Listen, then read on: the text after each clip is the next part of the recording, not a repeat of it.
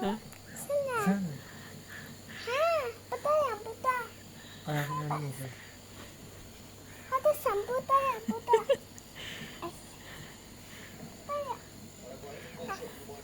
Bak sana bak. Selam. Selam. Nasılsın? Bana aşacak var. Nasılsın? Hadi lan.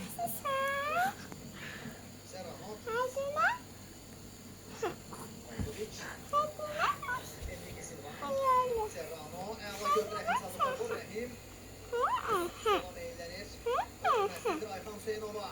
Ayxan Hüseynov Emin Mahmudov. Ötürmenin geçmesine icazə verilir. 200'den zərbə.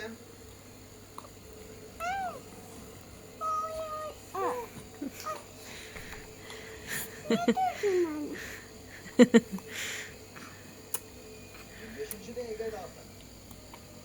Neftçi Konfomuz maçında.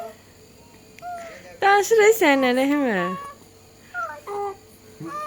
Hüseynov topun arkasındadır.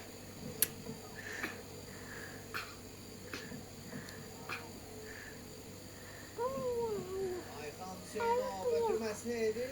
Qarışıqlar var orada və top uzaqlaşdırılır təhlükəli zonadan. Enrique Silva, Karnı ağrıyor. Serrano. Bayaqlar Ortiz idi və Ortiz topaçada ötürməsini edir. İrəli ötürmə.